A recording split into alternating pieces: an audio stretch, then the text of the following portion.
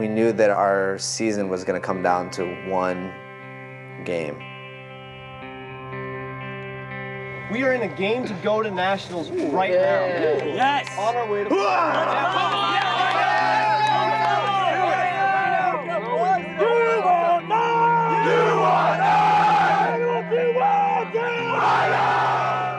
Game to go is the biggest game of your season.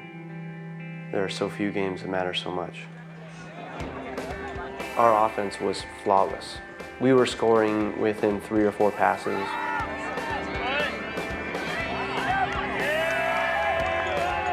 We started taking command of the game. I think we were controlling the emotional momentum of the game.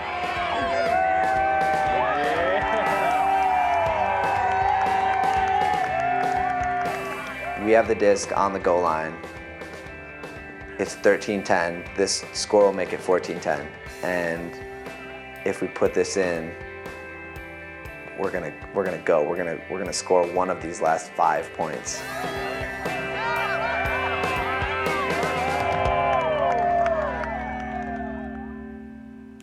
And then our offense, who hadn't been making mistakes, all of a sudden couldn't score a goal.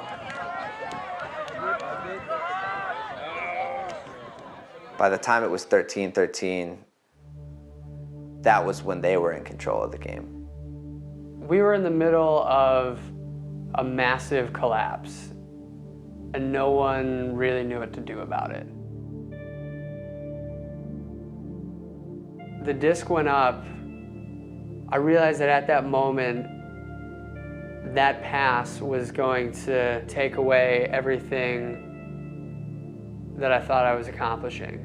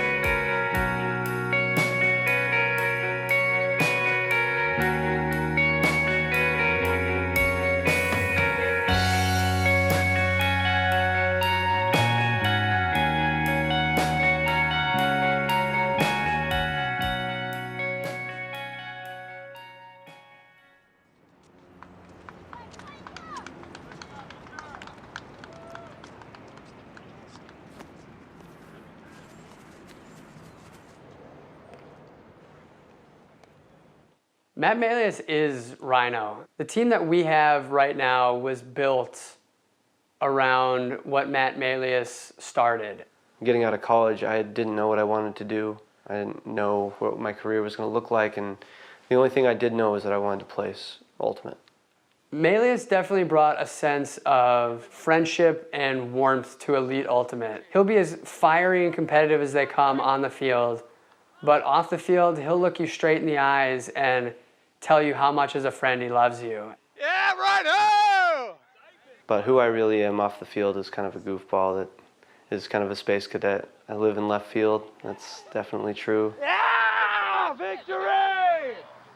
And working on building a program that was something that would perpetuate beyond the captainship, beyond the people who filled the roles, was very important to me. And Mario saw that vision and has run with it. We're really committed to building this program. And we're really committed to the Oregon community in general. And so this is a part of it. This is the beginning of this year, but this year is not a standalone thing. This year is a part of the last few years of Rhino. Rhino's about building something with a group of guys that I care about. Hey, hands up, bring it in tight, bring it in tight. I'm not in it just to play at nationals. I'm not in it just to have fun. I'm in it because I'm into building. I believe in creating legacy and creating things that will exist when I'm gone. It's not about what I'm leaving behind. It's about what's getting left behind for other people. And the guy is an ideal machine. I don't know how many emails I've received from him coming out at like 3 o'clock in the morning, just like stream of consciousness, 3, 4, 5 pages of thought. You got to understand that he drives a Barbie car and bought it because it's a Barbie car. I know I'm not nearly as cool as this guy, but I know that I want to be around him, and I want some of that to rub off. Matt Mastrantuono, which means Master of Thunder, and is by far the coolest name on Rhino. No one has worked harder on this team than him for the past 3 years. He's not overbearing. He doesn't try to hold people underneath him or assert his power over them, even though he could. There's a personal drive within me to create meaning in my life, and Ultimate's that outlet. More than anybody else, he eats, sleeps, and breathes Rhino. When we're all together and we're all getting crazy together, he's the one that's always kind of like jabbing everyone to take it one notch higher. My nickname on this team is Milkshake. When I was at my first Rhino tournament back in 2008, I looked over at Tad Jensen and I said, let's get milkshakes. And I went to the grocery store and I bought all the stuff for milkshakes. And Melius still claims he's never seen me that excited about something. From then on, I was known as Milkshake. So in 2008, we only had 5 returning players. Rhino on 2, 1, 2, Rhino! When I started captaining, it was because the captains before us had left. The few guys of us who still wanted to play had to put something together. None of those guys had ever been anywhere near leadership positions on Rhino, and most of them were fairly inexperienced on the elite club scene. 2008, we couldn't win a game at a tournament. 2010 was the first year I thought that we had, from top to bottom, an elite roster. People's view of Rhino changed last year. We put together a statewide program that people could believe in.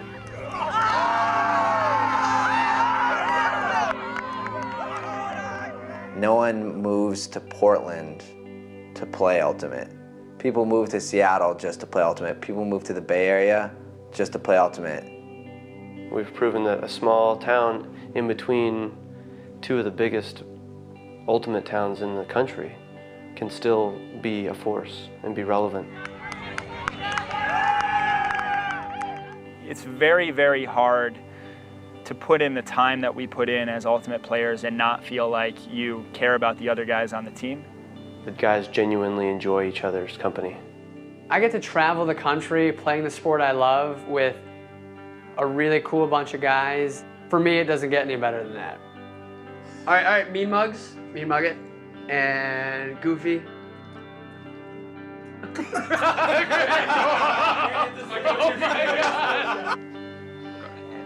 Oh my gosh.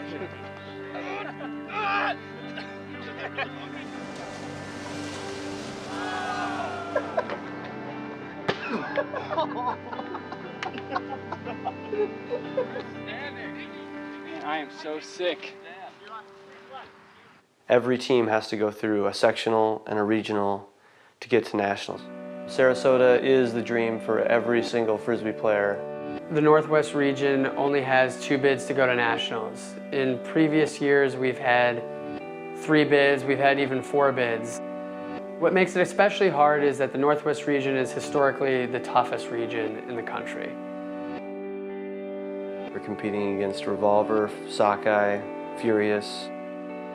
Revolver from San Francisco, who last year they won Worlds and they won Nationals. We also have Sockeye in our region who got 2nd at Worlds and 3rd at Nationals. We're forgetting that Vancouver's up there and they have this knack for turning it on late and sticking it to us. So even though we had the national champion and the 3rd place finisher, we still don't get a strength bid. So after a long time thinking about it and a lot of stress and sleepless nights and whatnot, and a lot of conversations with close people around me, I think it's best for myself and for the team that I step back from being a captain this year. Looking at my wedding and looking at my internship and looking at my work and everything else, it's just like I know that I'm probably going to miss track practices. I might miss a couple practices here and there. I may even miss a tournament. It's better now to come out and decide to cut this responsibility rather than try to be who I have been in the past and have people end up being disappointed with what I'm able to put together. Cool. So, Just do your thing, man. We all love you more as a person than an ultimate player. You're a sweet ultimate player too. You're pretty good. But we love Matt, you know. I got into teaching originally because of summer camp. I just learned so much about myself and being a leader, leading my peers, leading kids. That's where I developed my love for working with kids. That's definitely why I'm a teacher. Every day you walk into a classroom, you could have an interaction with the student that changes the way that they think for the better. So the plan for today is we're gonna do anuncios, we're gonna sing some canciones, we're gonna wrap up our year by singing almost all the songs that we've learned. Clase, which one do you wanna sing first? Margarita, which one do you sing first? Rap del Año? Okay, here we go. Starting uno, dos, tres. What are you doing? Uno de enero, dos de febrero, tres de marzo, cuatro de abril. Okay. I think the best teachers out there are the ones who are able to integrate their personality into the curriculum in a way that helps engage students.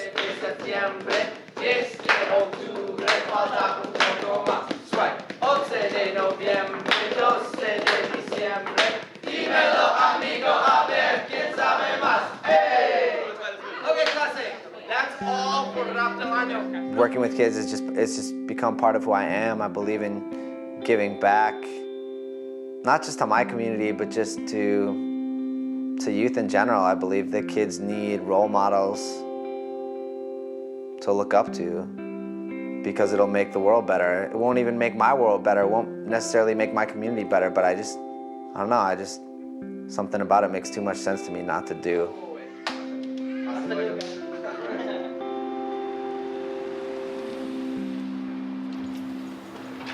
Just on the timeline as far as my season goes, what should my expectation be on that? We're pretty careful and pretty structured about sending people back into contact sports. What we really worry about is the second hit. That tends to be the one that does the bad, the significant damage, the one that keeps people out for 6 months or a year. I was playing in a game, and I was guarding my guy, and someone from the other team actually came from my blind side and collided with me. I remember hitting him, but I don't remember hitting the ground. I opened my eyes to see some people who I had known for probably a couple years at that point and had no idea who they were, had no idea why I was on the ground or even where I was. A trainer was right next to me, and he was helping me up. And I remember I got to the sideline, and I sort of just went like this, and I looked at him and I said, "Dude, I don't think I got a concussion." And he just looks at me and he just says, "You got a concussion." I get very dizzy and nauseous on movement. I feel like a fog and a weight just in my skull. Bills, they're just piling up. I've tried multiple different medications.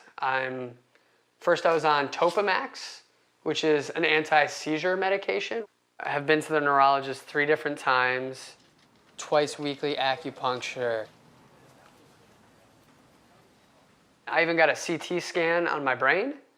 It's very much stripped me of just who I am. I'm not the same person because I always have headaches and I'm not laughing and smiling as much as I normally do. And that's difficult when an injury not only takes your physical capacity, but it takes your mental capacity.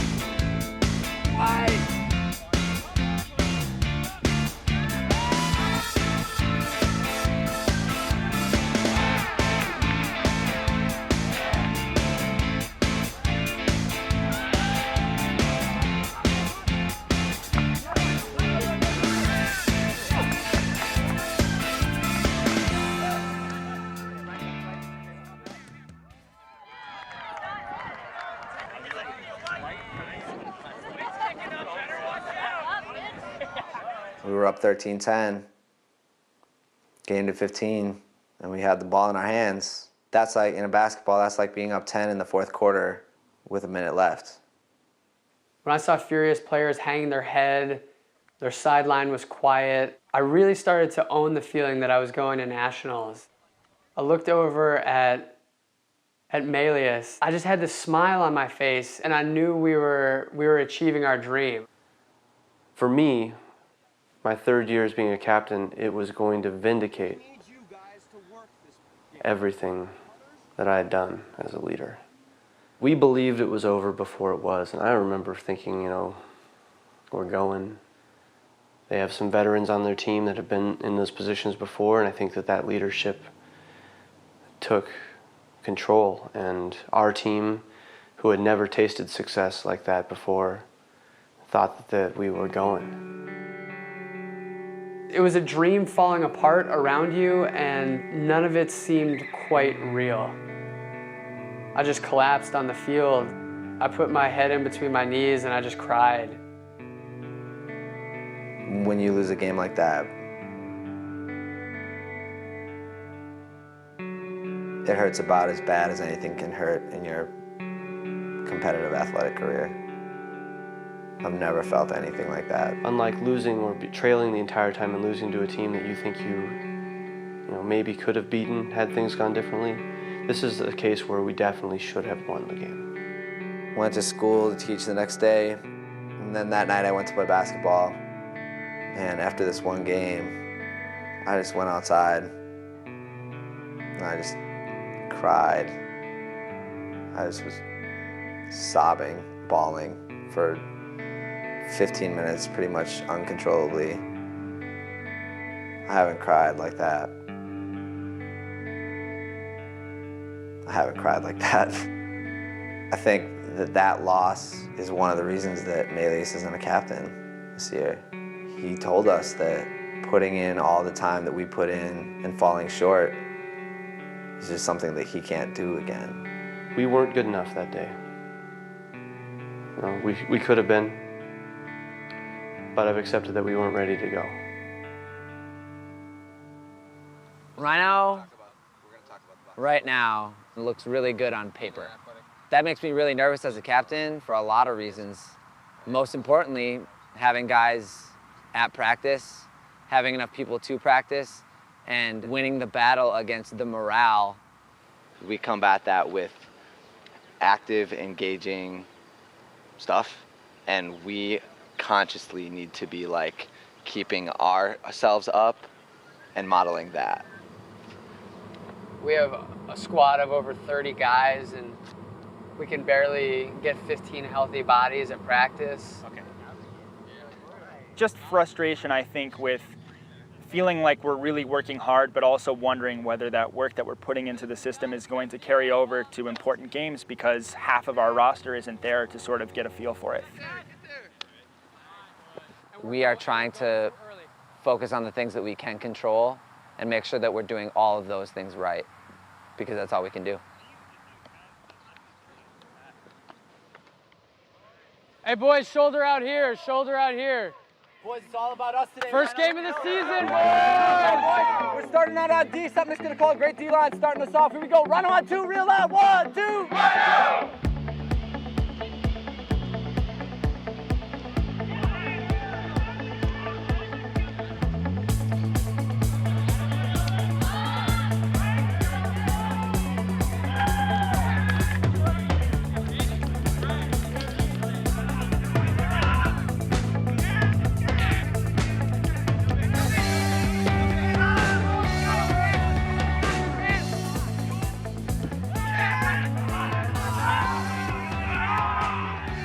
Sockeye, I think we played about as good as we all thought we were going to play against them. For some reason, we're satisfied with just, playing a good first half and sort of staying relatively close with Sockeye, and then I'm not sure how that, that trajectory gets us to regionals to beating them, which is something we'll need to.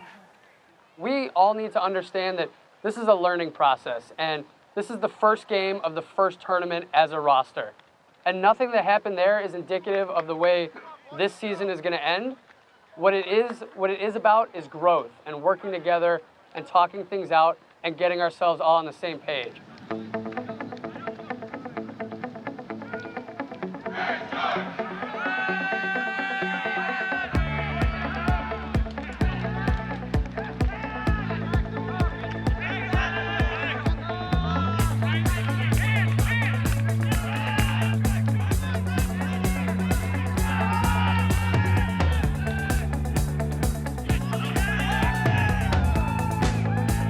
Boys, hey, we're in control of this game. Our energy is good. We need to keep it there. Keep picking each other up from the sideline. Let's go, boys. Bring the energy up. Energy up.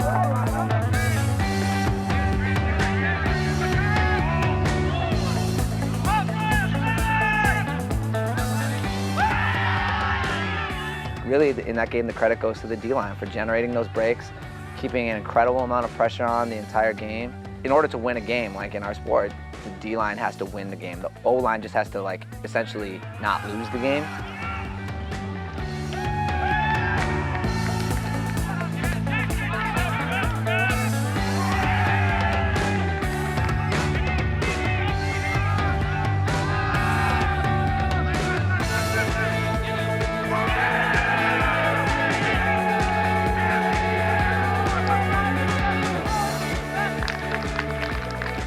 I think by the end of Saturday, we had about maybe 13 able bodies. The team we didn't have at Solstice probably could have beaten the team we did have at Solstice. So it was really nice to know that this kind of skeleton crew could beat Vancouver with all their guys.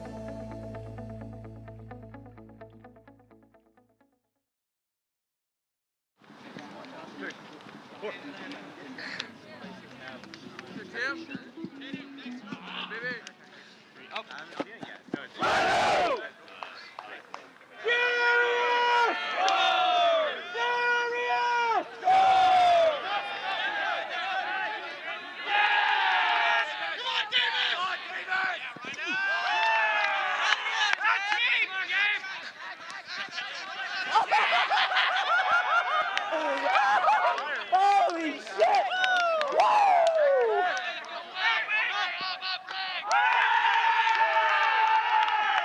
Everyone needs to continue to grind as hard as they can until the game's over. Not till it's 14-something, not till it's 13-something, until it's 15-something.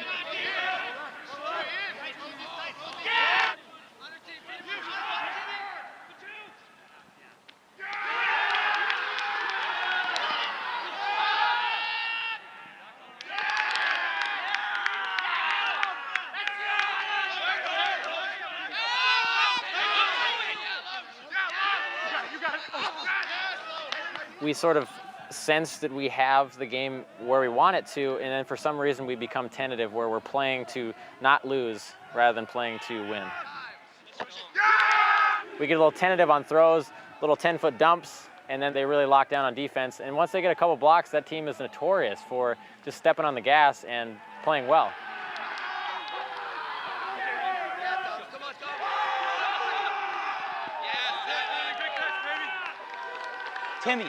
Timmy, call that fucking foul. Call the foul. Don't let them push you around. Don't respond that way to our players, okay? It's not good for us. Dan? It's not good for us. Get off me.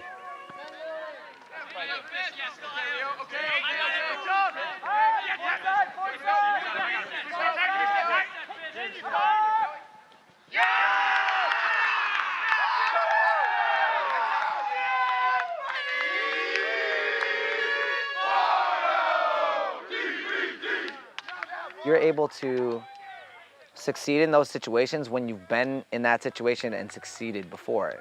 We have nothing to rely on. We have no like experience to be like, remember that game when we came back from this and we were able to stop the bleeding and then overcome it to win? Like, no, that's never happened.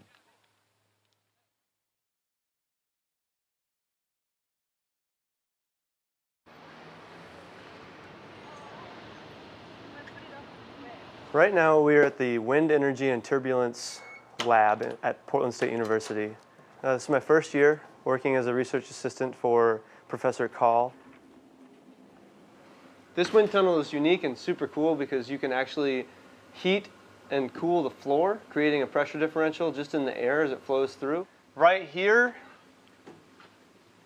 is about a 5-foot diameter fan. This is what powers the wind tunnel. This is by far the best part of being an engineer. I mean, this machine is probably worth $3 million. And I just get to jump around, play, like hang on it, sit in it, like move it, test it, push it, pull it, like, yeah, it's pretty sweet. So right now we got the wind tunnel going at about 20 hertz, which is 15 meters per second. If you were to throw a frisbee in this wind, it would go nowhere but behind you. Cobra, is that wind? Plank. We're going knees to chest, 5 on each side, jog it out.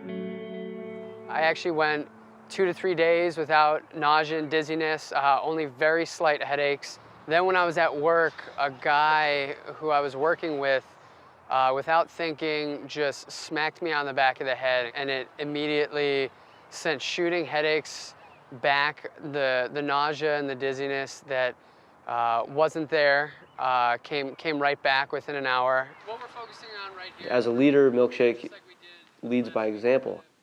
Those things, those strengths that he operates on, were taken from him. This past week at practice, I got so dizzy and lightheaded that I had to go to my car and sit down, and I couldn't even finish leading the guys in warm-ups. Losing him to injury alone takes away one of our better players, better cutters, most consistent players on our team. But losing him as a leader also takes that element of discipline and physicality out of the equation too.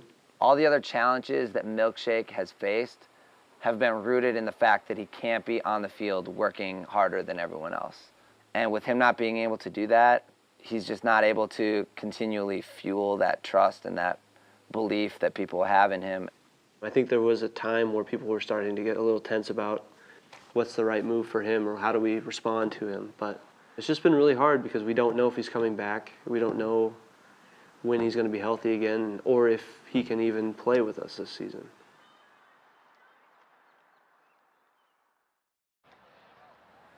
The Next Gen All-Star team is a group of young, talented players. They bought a bus and have toured around the country to play a lot of the top club teams. 2 of our guys were on the team, Cody and Dylan, and so we missed them for 2 months. The places we go, your family and friends don't get to come watch you play. They have no idea or concept of what ultimate is for you. And this is one of those opportunities where your friends, your family, and your support system get to come and witness what you do with yourself. This game is going to be filmed. It's going to be played in front of 200 people. It's going to be available online for download. People are going to be watching it. Like, this is an opportunity for us to do something that people will notice. Hey, we're under the lights, we're in front of a crowd, it's time to ball. This game's gonna be fun, and this game's gonna be a blast, but we're coming out here to win, and we're coming out to beat these guys right here. We don't lose in Portland, we don't lose on our home turf, and we don't lose to these guys. And here we go.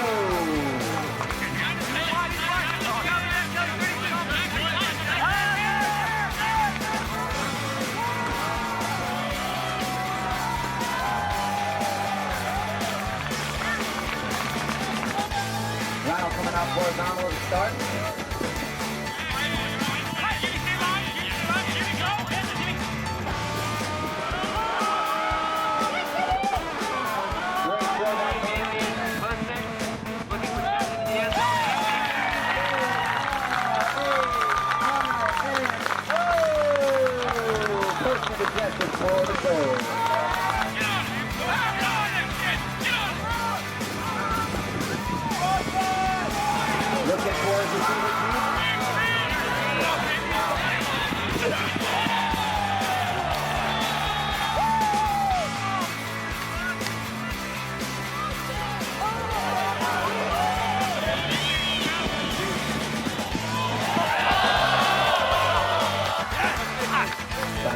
Goes the Brady hammer, nice play. 5-1 Next Gen. We got down early and we started thinking, oh shit, everybody in the country is going to think we suck because we're losing to these college kids. So far, the Rhino defense not able to do anything to prevent Next Gen from doing what they want to do.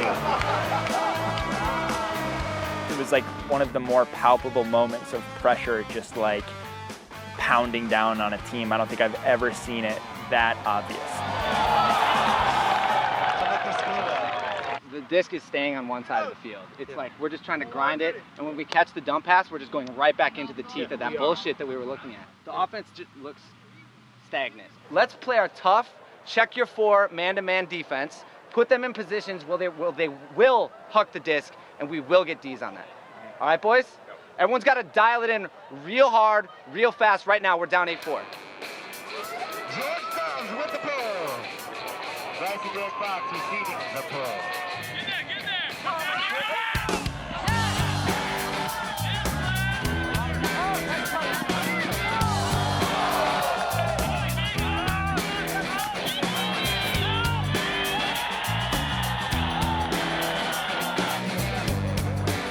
Tapped in there, Johnson with the disc.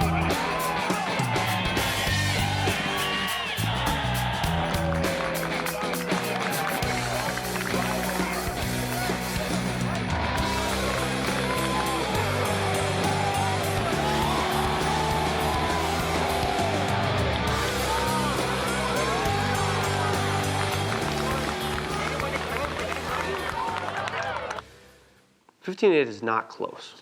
It was embarrassing. I've never felt that embarrassed after an Ultimate game. I mean, they paid for this. People paid to watch us.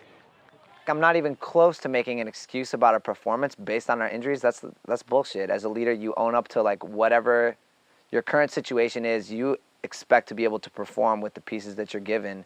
That game and knowing the results that they had just lost to Furious and they had lost to Sockeye, who are our regional competitors, put it in my mind that we are far behind them. If there's only 2 bids to nationals, that means we have to unseat one of the 2 best teams in the world to play at the national tournament. And the way we're playing right now, there would be no one on our team that would tell you that we are one of the best teams in the world. Something needs to change, man. We've been doing the same thing for 3 or 4 years, and now we're here. Work harder because of this. Don't just show emotion. Fucking do something about it. Seth is unarguably one of the best players in the world. I remember my friend and I were watching him guard an inexperienced cutter downfield, and Seth was sort of watching the disc and his man, and there was a swing, and Seth turned to run in and take away that cut, and he turned around and realized his cutter wasn't with him. So like he was defending the cut that the cutter should have made, but didn't actually make. He's got a reputation of being a jerk on the field. Temperament off the field, he's a very nice person. Temperament on the field, he's a beast, and he's not afraid to talk trash. He'll tell you you suck. He'll try to beat you up mentally as much as physically. I think one of the biggest things that I can bring is just a lack of emotion, as many ex-girlfriends can attest to. I think I'm uniquely able to see what's happening as it is rather than as we want it to be. I really like the strategy of Ultimate. I like the building of a team and of an answer to an unanswerable question.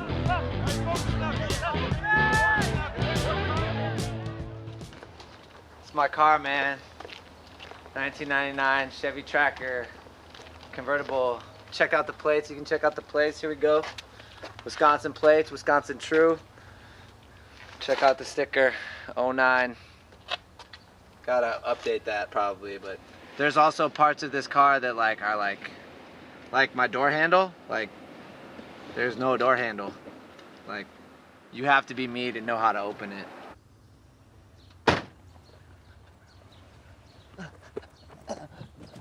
Two. That's one. That was the second. 2 out of 3.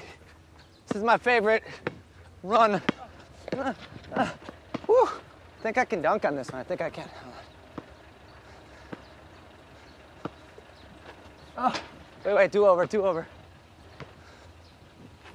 Oh, that was weak. One more.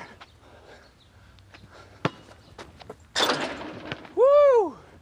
Got it. Gotta go put it back. La Sirenita.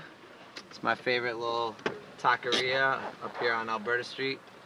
Going in, I already know what I'm gonna order. Carne asada, wet chimichanga. Yeah, man, this is pretty standard. I'd say I eat this meal at least once a week. At least. Before I drive home, gotta send out mass text to the homies. Make sure they're all at the workout today. It's hard, man. It's hard coming off a loss like we just had to get everyone to show up. It's like, I know that the thing we all need to do now is just keep working hard. But it's hard, man. It's hard when you take a loss like we took to come back the next day and be able to work really hard and know that that's the thing that you need to do.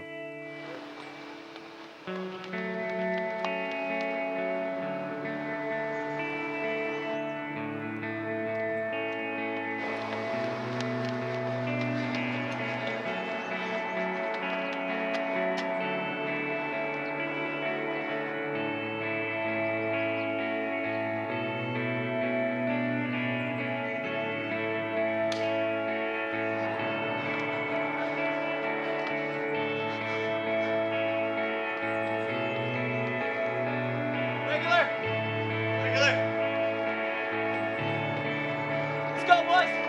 Regular all the way up.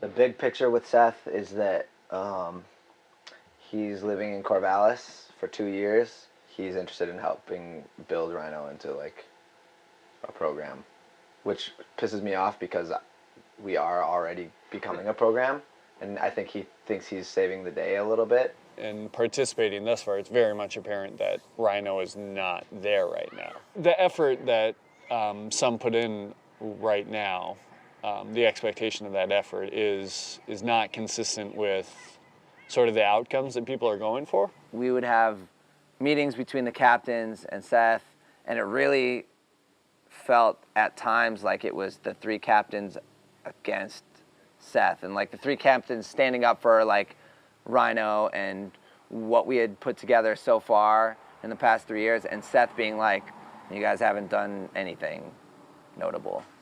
And we were like, well, yeah, but, and he was like, yeah, but what? There's a box, there's a Rhino box, and none of the captains, as far as I know, have played on any other major club teams. They have a hard time seeing what is particular to Rhino versus what makes sense.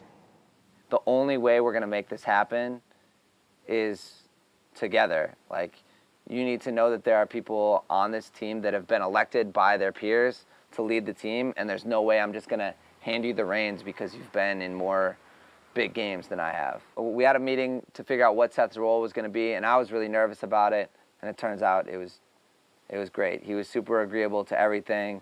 It's just a very honest group, and I think that it's, again, very unique among 20-something males to be in a situation where everybody says what they're thinking, says what they're feeling, and has the courage to not only say that, but also to hear it. We sorted it out, and since then, Seth has been the main captain of our team. You know, old established players, they're not fun to teach. They're not fun to lead because they don't listen. The cool thing about Rhino is that everybody is super hungry for knowledge. Okay, we don't have to have a dump swing come way out here. Let's just take it here if they give it to us, right? We don't want to go all the way horizontally, we want to go score. He can say things to people that I couldn't say just because he has that experience. These are things we have to get better. We are very, very underachieving right now in our disc skills and our break marking right now. Back, Aaron, back, Ian. He can snap at a player and get mad and get pissed at practice, and people will react to it in a way that makes us better. He's our leader, and he knows he can't do it alone. He knows he needs our help, but I think he's doing really well, taking on the responsibility of leading the team and doing it the right way. So anybody who's getting married or has been married will tell you that getting married is stressful. The day before our wedding, I spent a lot of time at work and alone, and I basically called up Mario and just said, hey, buddy. He's like, what do you need? I was like, a friend. I'm coming to pick you up, and we're going to go run the rest of my errands, and then we're going to drive to Hood River. Mario was a great co-pilot that day. He showed up with Los Gorditos burritos, a thing of Starbursts, got in the car, threw on our sunglasses, rolled down the windows, and just busted it to Hood River. It was a great trip.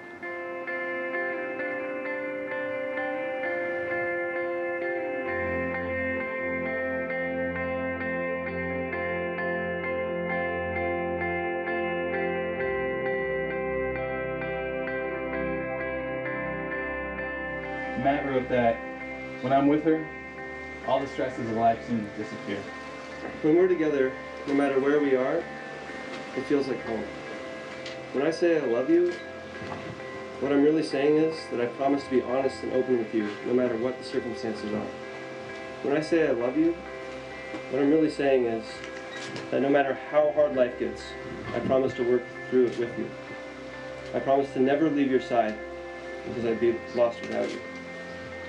Do you take Bonnie to be your wife, to have and to hold, from this day forward, for better, for worse, for richer, for poorer, to have and cherish, from this day forward until death do you part?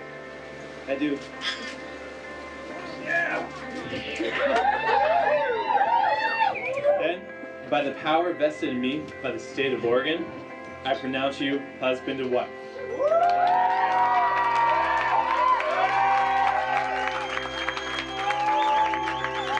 Allow me to officially present to you for the very first time the Maliuses.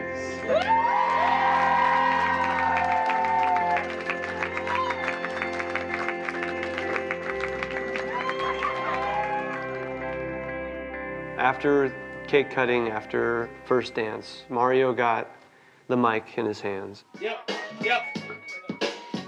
Yeah, well, it's all been moving pretty fast, man. The road's been flying by. We driving up and down I-5 where the summers last long. And now we already starting to fall. I'm reminiscing half of 2011's gone. We saw our best friend move here, then move away. And we decided that we like Portland, think we might stay. I lost my job, you lost your car. I bought a lot of jerseys and I tried to wear them every day. I saw New York and the Bay a couple times. I reconnected with these years when I used to rhyme. I made out with a couple girls that you dated. I made time and space to be creative, and what do you know? And if you build it, you know the rest. It's just another operation on his open chest. And you know how to move to the rhythm of the waves on the coast, and you know this is Northwest. Should be realized. Yeah. Any other questions?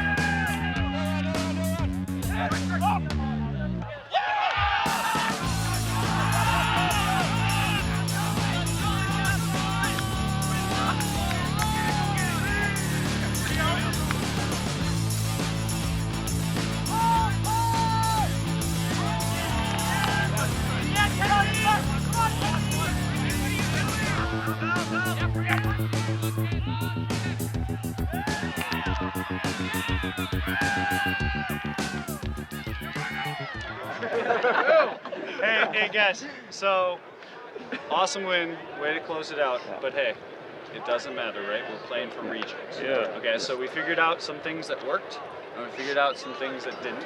We always have to build ourselves.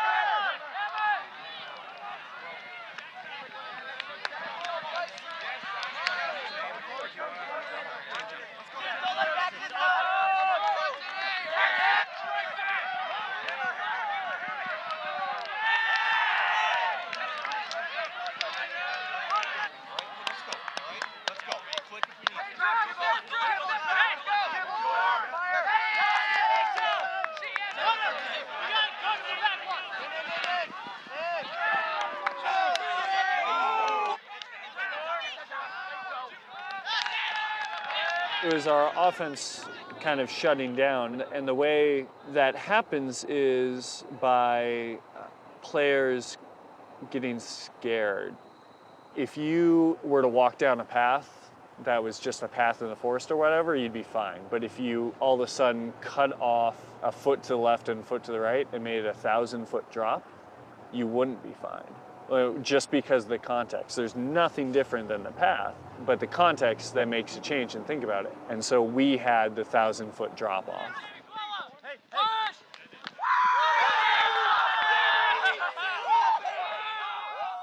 I kind of started using a word for it, man. We rhinoed that away, man. That's like, unfortunately, that's our MO from last year, and our MO in big games that we have a chance to win, where we are winning in the second half, we don't pull through.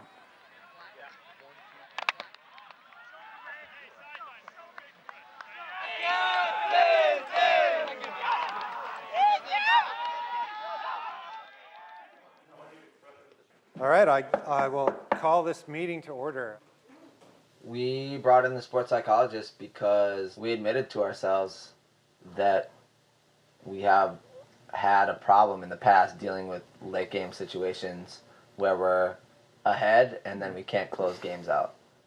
Any given person's going to have a certain level of activation where they operate best. And that's not going to necessarily be the same for every person. If it's a tie game with 2 minutes to go, we can interpret that as a positive challenge, an opportunity to prove ourselves, or we can interpret that as, oh my gosh, we're down to crunch time here and what are we going to do? It's not about the outcome. It's not about what the score is. It's about right now, what do I do to perform my role?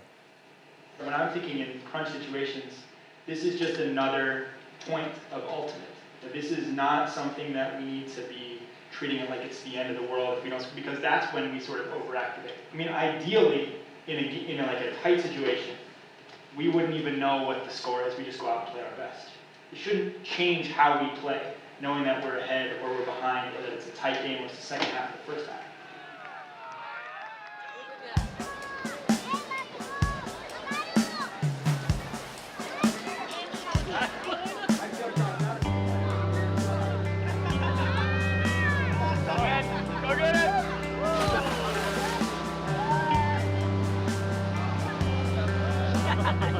Good boy.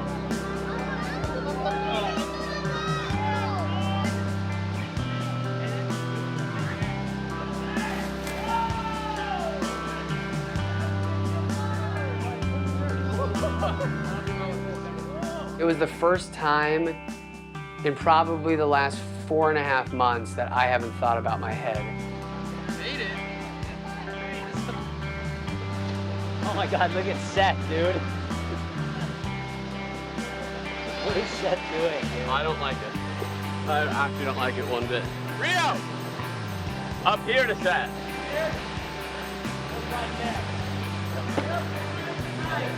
That was really a bad throw. It's on you, man.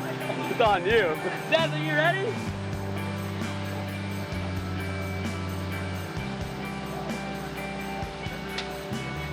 Oh, damn! Oh, no.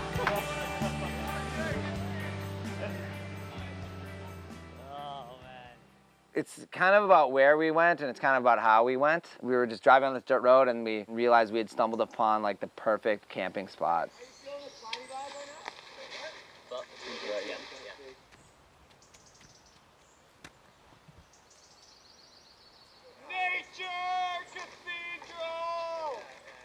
Oh my God. Look at the wood they have on top of it. Look at this shit. Is that Timmy? Whoa. Oh my God. Oh my God. You guys want to make a fire?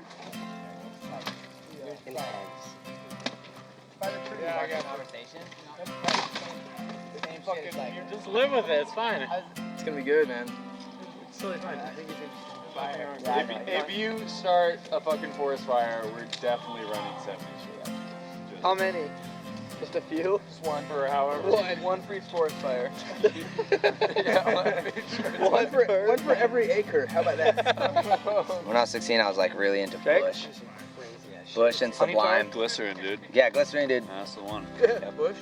Yeah. I was really into doing push-ups in my room and playing Tecmo Super Bowl until way too late. All right, so here's the question for you. Sorry. Paperboy or Arkanoid? Dude. Paperboy. Dr. Mario. Dr. Mario. Wrong Oh my god, have you seen him play that? I haven't seen you play. He was really, really good. You fucking know I haven't seen him play it. I'm a better Dr. Mario player than I am an Ultimate player. For sure. Leave it. Let him try to sweat me out. Oh, break it. Break it. Whoa. Oh. Fight. Physical challenge. I mean, we were on top of the world. We were on top of our lives at that moment, I think. Like, totally carefree, with our friends, with people we trust, with a bunch of people that we love and spend a lot of time with.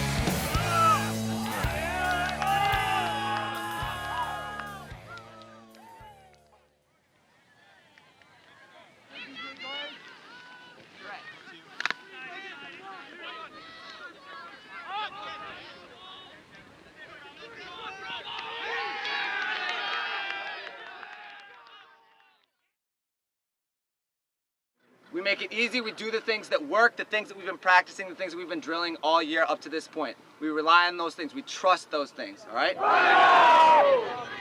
Let's fucking go, Phil. This moment, fish on two, 1, 2.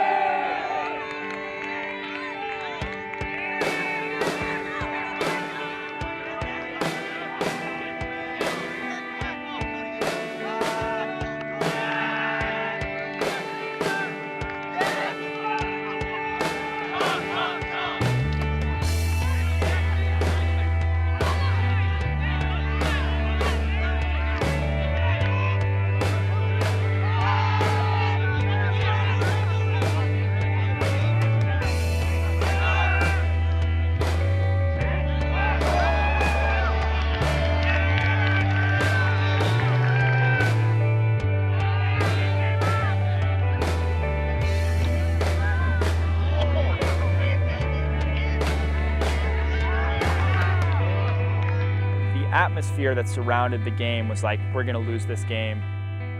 This year, going into the year, we knew that we were going to have to beat this team that we had never been able to beat. It's hard for the team to be that hopeful of our chances of qualifying if we have to do something that we've never been able to do before.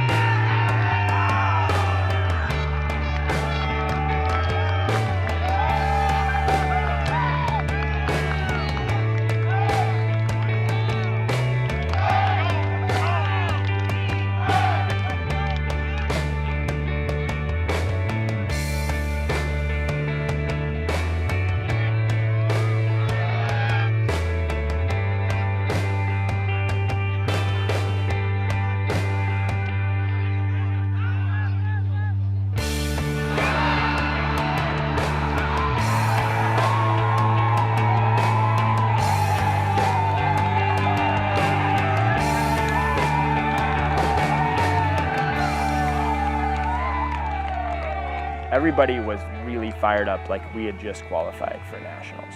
Because I think in part because we know that's what it's going to take, is beating those guys. I just think it means a lot for the players on our team believing that we can be great at this sport in our region, that we can beat the best teams in the world. In 2008 at Labor Day, we won 1 game. In 2009 at Labor Day, we won 0 games. Last year, I think we maybe won 2 or 3 games. This one, we fucking made semis. I'd been resolved to not playing this season. It's kind of been my mindset for the past few months. Just getting myself healthy and really just focusing on that and not worrying so much about the season. I just recently went to a new concussion specialist and they ran a battery of tests on me. So this is the first day that I've gotten legitimate clearance to play any type of Frisbee in 5 months. Go.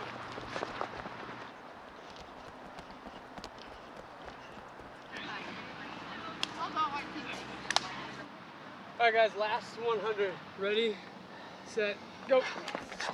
It felt good to know that I was running for something and I was actually working towards a goal. I remember the first time Milkshake could just even do a workout. He was like a kid who got everything he asked for on Christmas. This is my concussion headgear. It's a full 90. It's originally it's made for soccer players, but I'm adapting it to look like the goofiest man on the ultimate field. It just goes to show like how hard it was for him for those months, and now he finally feels like he has his life back a little bit. There's some hope of playing this year, and I feel really optimistic about maybe cleating up for sectionals and seeing what I can do there. Milkshake has been sort of remarkable in his, commitment to the team, despite the fact that he hasn't been able to do anything. He showed up at every workout and led every workout, and he couldn't even do the workout.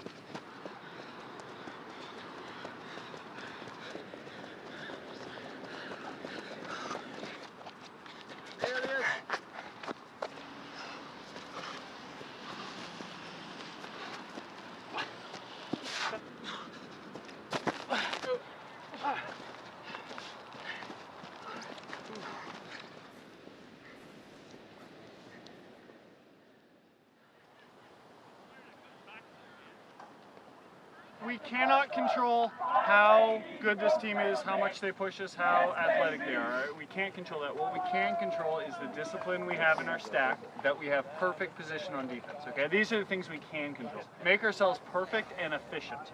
Okay, we do it here, we can do it at regionals. Go. Yeah. Waltz into regionals, it's not going to be the good enough result for us. Okay, so everything perfect that we can control. All right, and take care of shit right now. There you go. Let's go. Let's go. Let's go.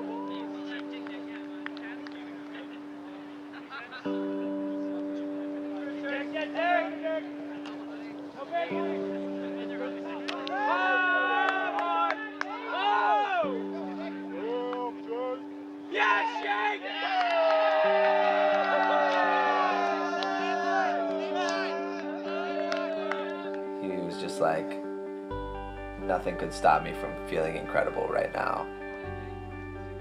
When I thought about Milkshake coming back, it was less about the team and what impact I thought it was going to be for the team. It was more just about him. It was more about him as a person and like sort of what I've seen him struggle with and what we've all seen him battle against. He didn't really have a concussion. He was a big faker. He's been sandbagging us the whole time. Tapering for sectionals. It's good to see that he's back and just seems to not have missed much as far as like physical abilities out there on the field. This was the first time I'd played Ultimate in 5 months. It's a breath of fresh air to finally not be on the sidelines and being back out doing what I'm doing.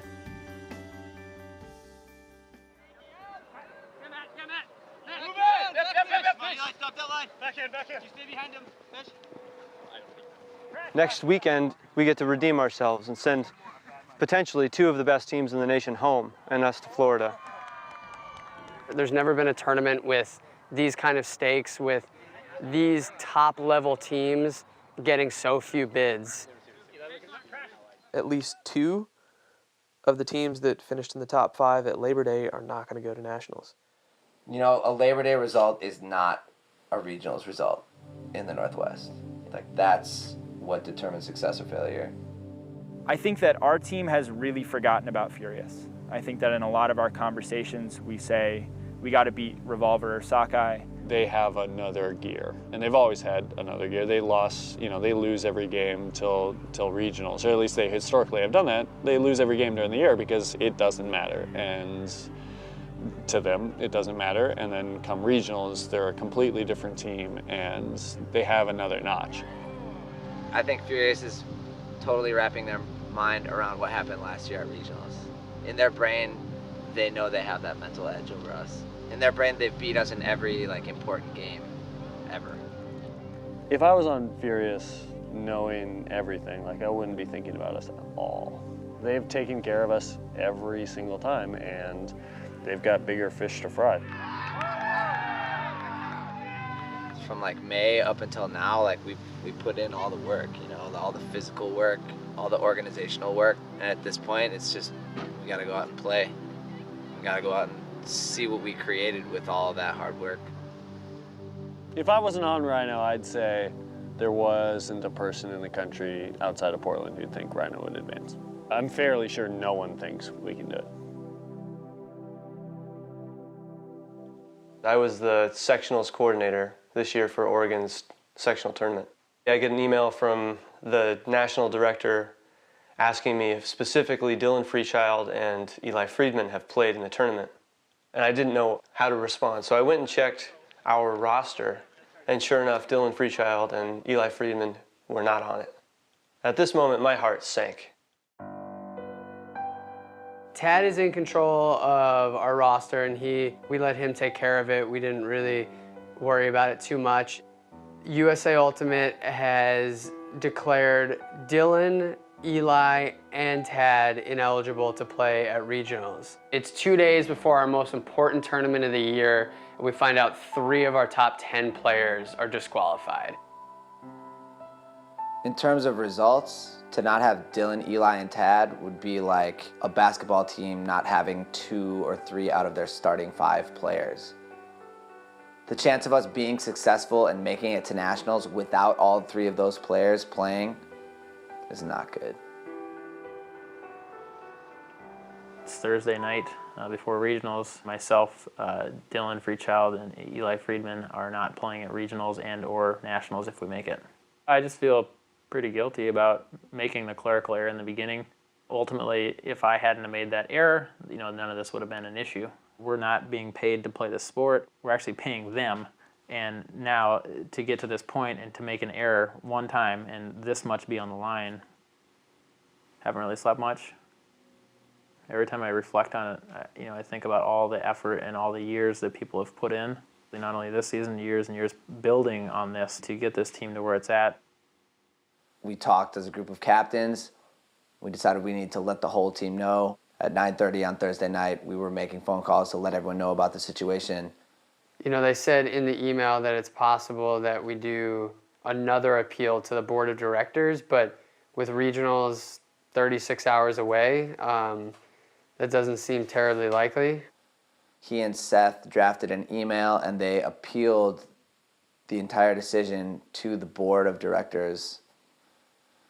It was just a last-ditch effort to see if we could get a different result out of this situation. We got everyone together tonight just to talk about sort of what's played out in the last couple of days, and I'm going to pass it over to Tad. Tad's going to talk for a minute. There was a mix-up with some rostering rules and deadlines that was, I would say, 100% my fault. Through the course of the last 2 weeks and leading up to our third and final appeal that was actually went through today, they've sort of reduced our sentence to Eli and Dylan being eligible to play, but they're going to be serving a 3-game suspension tomorrow. And then I still am not eligible to play for the rest of the series. We get a phone call, and it's just a call from Seth saying, Dude, Dylan and Eli can play. And I remember when I heard that, our car just erupted. The cheers were going on in our car, and then I hear Seth just saying to me, dude, we beat the system. We beat USAU, like we did it. Yeah, man. Now, I mean, truly, we have no excuses now, and we just gotta do our work. Some are gonna be better than others, but everybody can have one. And I guarantee that they're all real. So. Oh my God! Oh my God! Whoever, I think there's 2 5-leapers. Those 2 guys have to kiss.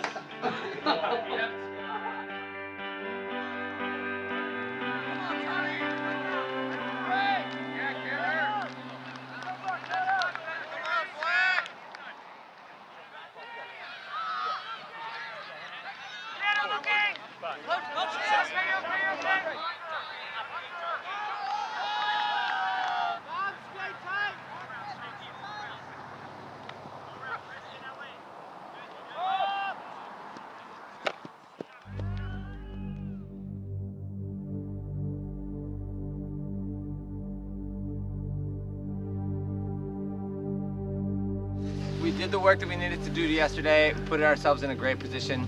Now we just gotta go out and execute all day. All right? Let's get our bodies right, let's get our minds right. Everyone be focusing on what we need to do to get this job done. All right? Here we go, let's do it. Yeah, I can do this. Ready? All right.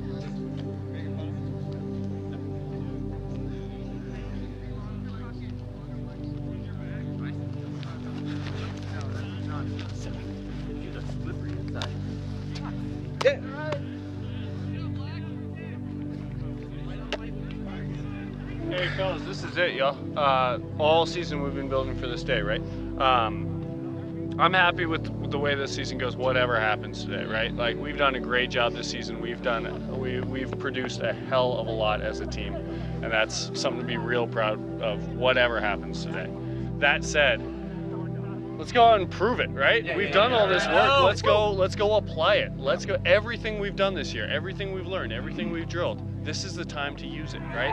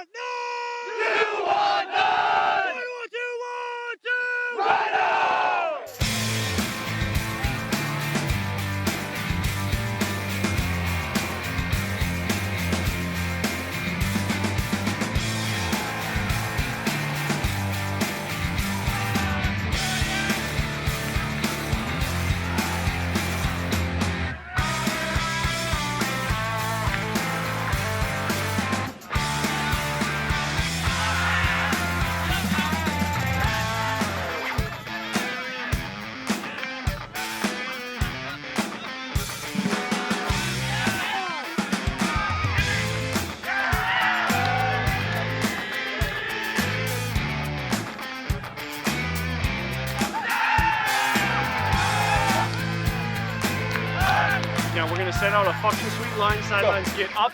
Now's the time right now. Let's go.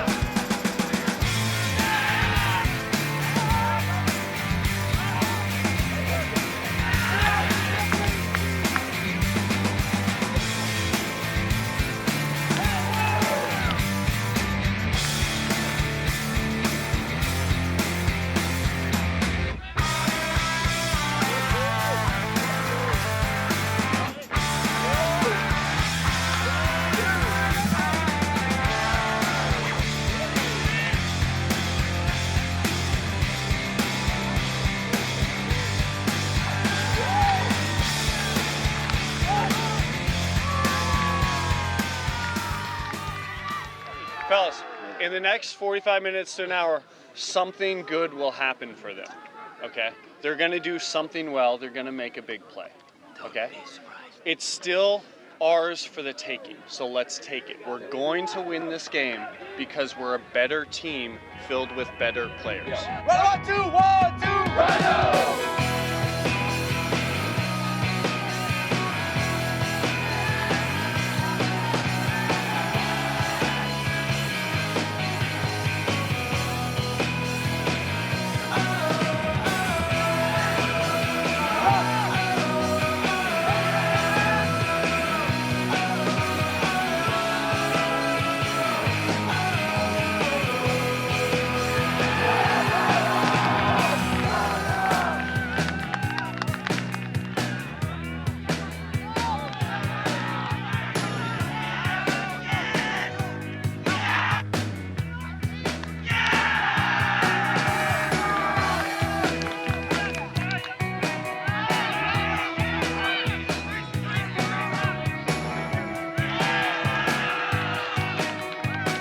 After those 4 breaks, I remember Seth pulling me out of the game. He's like, Rio, you don't need to play anymore. This one's over. I was like, no. You don't know what happened to us last year. Like, I need to be. And he was like, it's all good, man. They're out.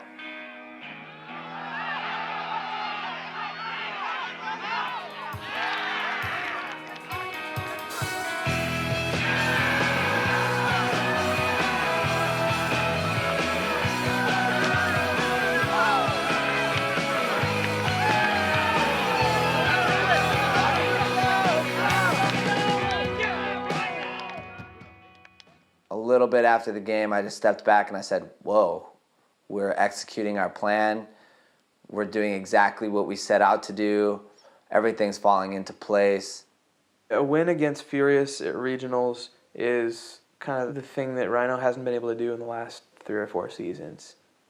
Our team at the top of our game is a really strong force, that we have incredible athletes, that we have skilled throwers, and that we have a really smart system. At the end of the game, a lot of people are coming up to me and saying, like, God, you guys look like you're poised to go. After our semifinal game, we decided to go to the next field over and watch the Sockeye Revolver game. We had been hearing from the sidelines that Sockeye was up for most of the game. And by the time we got over there to watch the end of it, Sockeye was about to close out the game. I think they were up 14-12. And of course, Revolver comes up with this basically miracle comeback. There was just this remarkable higher level that Revolver was able to play to. And so normally a win in semis means you go to nationals. This year, with there only being 2 bids to nationals, you have to not only get into the finals, but you also have to either win there or you have to win the backdoor game, which is for 2nd place. The captains got together after the Revolver against Sockeye game.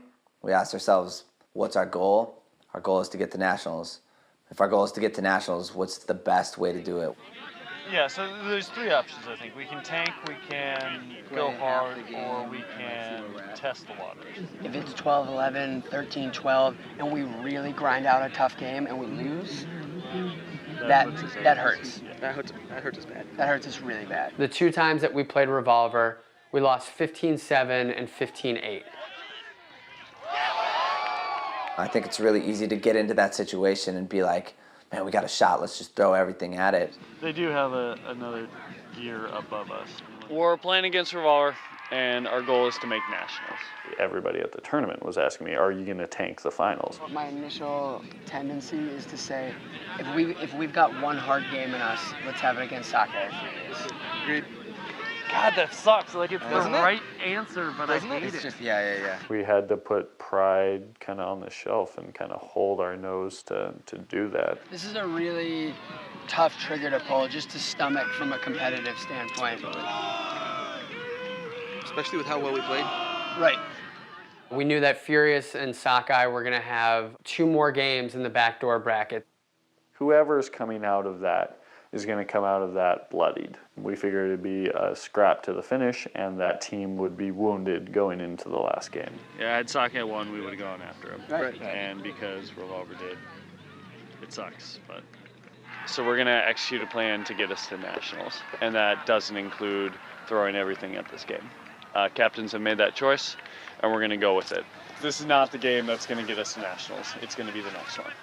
Mentally, I think it's really big to know what your goal is. You know, if you just go into a weekend and go, all right, it's regionals, let's just try real hard. If we know as a team that this is our strategy, this is us doing what we're supposed to do rather than us losing a game. Let's get through these warm-ups, let's get through this game, and let's get on to this next game. Yes, Okay? sir. Intellectually, we as captains were convinced that it was the right thing to do, but it just felt so weird. I don't think there's any weirder feeling for a bunch of competitive guys who want to win, who have been waiting so long to get to a regional final and to decide to throw the game.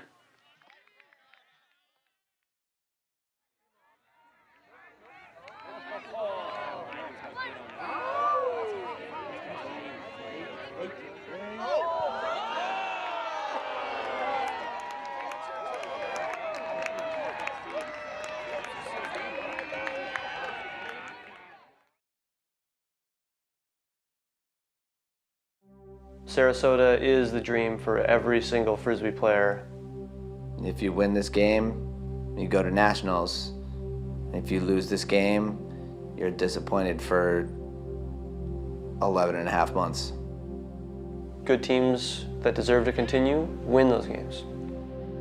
I started working out the October before this season and was just preparing myself for this tournament, for this game. But it became, let's take this group of people and spend another month together and work hard and do really exceptional things with this sport.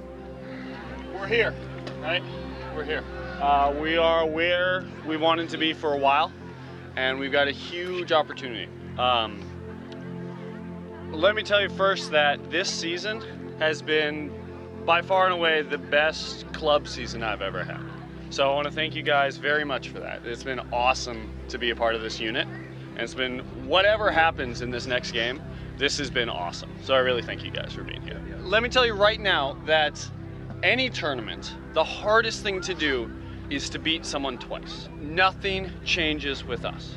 We're going to win this game. We're going to win it because we're more athletic, we're smarter, and we're a better team filled with better players. More girls. We are better than them. Yo, boys. We are all, as a team, better than them. Let's go out and fucking show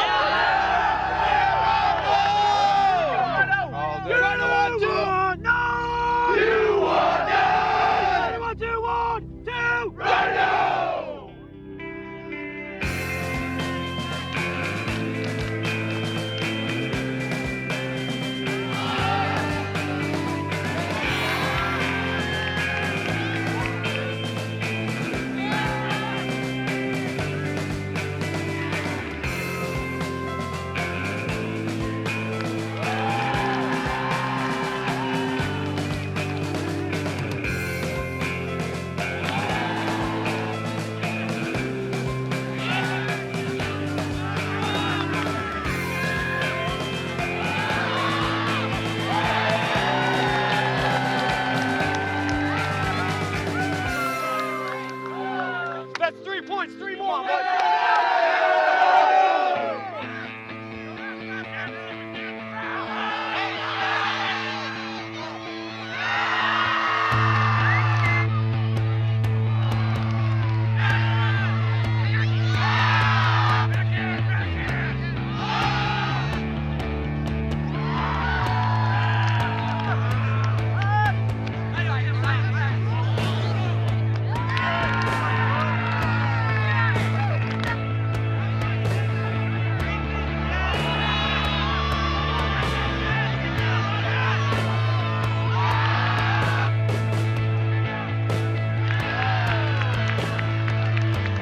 These guys can't guard us. No.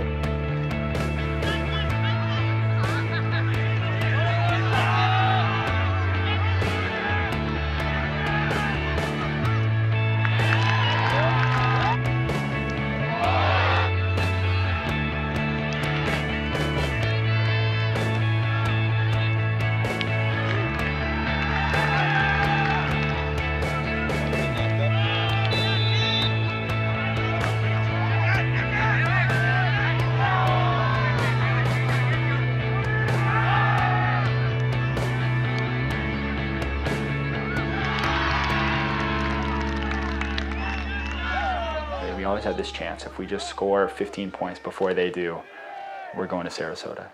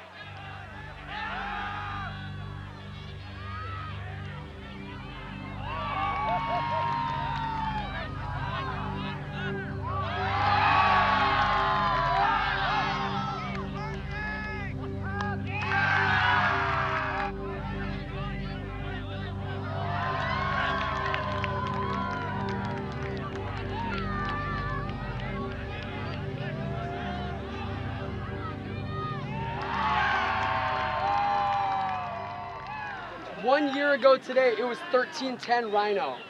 13-10 Rhino. Look at that score right now. Yeah. They fucking did it to us. It's payback right now. Yo, boys. Right now, Let's go. we're getting them back. There's 1 0 point, and defense stays on the field, boys. Everyone is taking this up a notch. This is our season right fucking here. Yo, let's get it done. Let's go.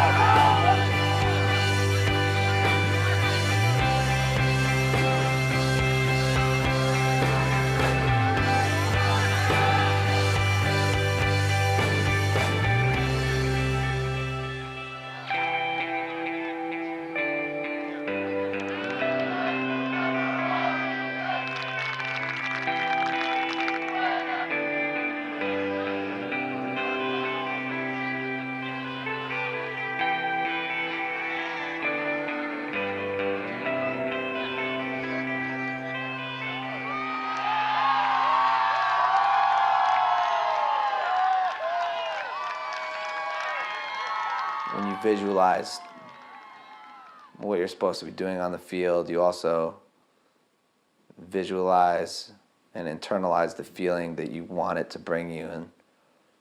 And I think I had dreamt up pictures of myself in Florida with the team playing at nationals, and just it's like getting woke up from a dream. You're just like snapped out of it. Then you're just in your bed alone. That would have been as defining as a win as you could imagine. But if you become the team that lost on the way to nationals, if you're not somebody that people already know about, you're just a footnote. And there's no respect that sort of people outside of that context will pay for you. A game to go to nationals has the sharpest divide between failure and success. And that game has taught me 2 years in a row truly what failure feels like.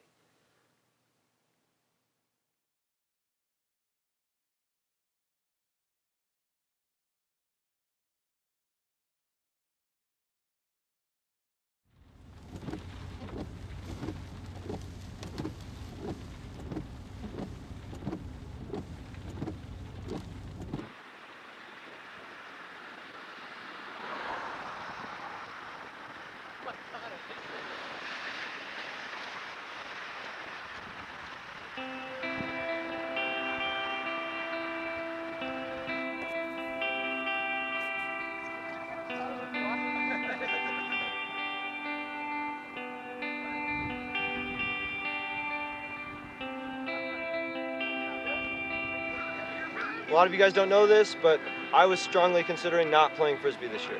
It was a struggle for me for the first half of the season to even get out there. And after a month of playing with y'all, like, that changed. I love Rhino and everything about it, and that includes all of you. And I just want to say thanks a lot.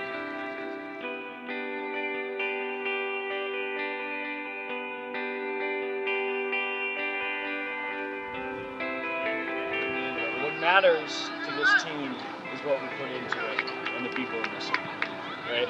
And that's not going away. And we'll have that for a long time. I'm really looking forward to continuing what we have this year. This group of guys, we're going to be friends for a long time, right?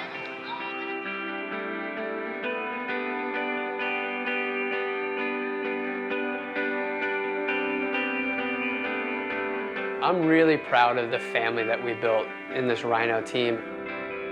I'm still not even close to done with what I feel this team's supposed to do.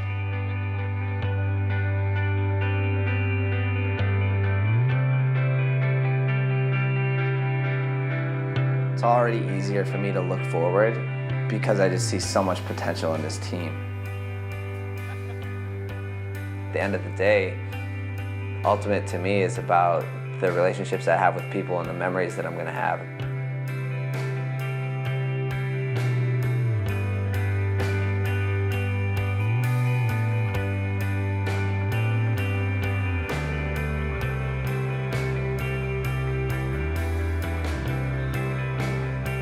The it's unlike any sports team I've ever played for. These are my best friends, and that's the reason I stay with Rhino.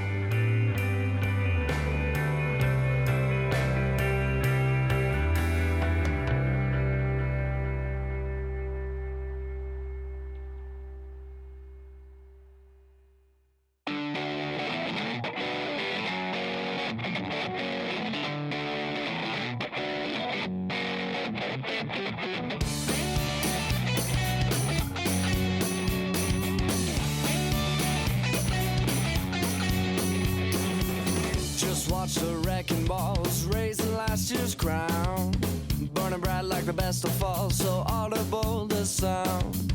Just watch and watch, stare and stare, shed a tear and pretend to care, or to care. Shove your face down in the muck. They said goodbye but not good luck, oh, just for a dime. I'd be obliged to watch you waste my time, my time. These statues that don't mean a thing. Your voice is gold, my love, please sing. My monuments, they go unseen. I built them up to see you dream. Whoa, I just see you dream. Whoa, I just see you dream.